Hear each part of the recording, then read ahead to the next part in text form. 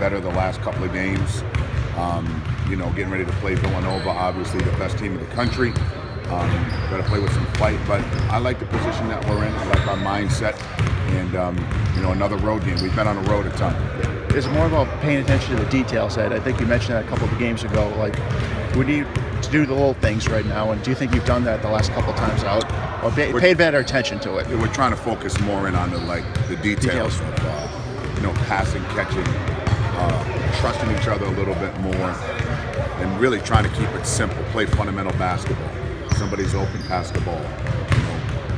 Make the simple play, and trying to educate our young kids on that. Hopefully they're picking it up a little bit more.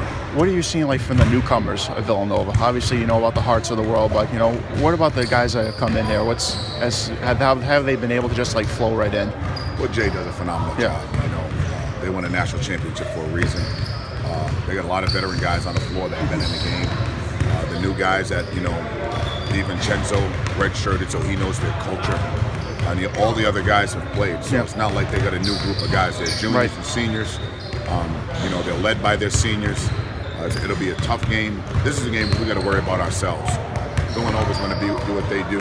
Providence needs to do what they need to do in order to make sure that we're trying to, at the end, to try to win a game. Kyron is doing so much in three parts of the game on Saturday. He's really taking charge. He's taking his leadership role to another level, hasn't he? Kyron's leadership is really showing, in particular, the last couple of games. I even think the game before, he played hurt against the pole, but after that, I think he's got his legs underneath him right now, and he's playing with a lot of confidence. He and Rodney will be focal points of everybody's scouting report, so you got to be that much more disciplined in your game and your approach.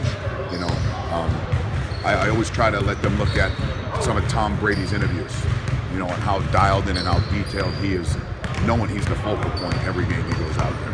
Jalen, I'm sure you haven't been surprised at what he's done the last couple of games. Be quiet on Jalen. Don't wake him up. He's in a groove right now. Yeah, no. He's in a groove right now. Jalen's doing really well. We're proud of him. But again, he's a junior. Right. When these kids get older, the light comes on a little differently. And I always tell our players, get lost in the game. Get lost in the game and think of everyone else, not yourself. How do you talk about the team? This is an incredible opportunity going in. It's not every day you go face the number one team in the country. Do you talk about that with the group at all? Or? No, they know it. Yeah. But it's the league we play in. It's a really, really hard game. It's a really tough league. It's another game. Right. Is it against the number one team in the country? They know that. Is it against defensive national championship? They know that. They know that, they beat us in the Big East championship for the second time in a row in the semifinal game. They know that. So this is a game that kind of coaches itself on emotion. Is the league as physical as it usually is, do you think, Michelle? The Big East is the best league in America when it comes to physicality, when it comes to officiating, when it comes to players. It's a great balance. And I think our presidents have done a really good job identifying the right schools that fit the culture of the Big East.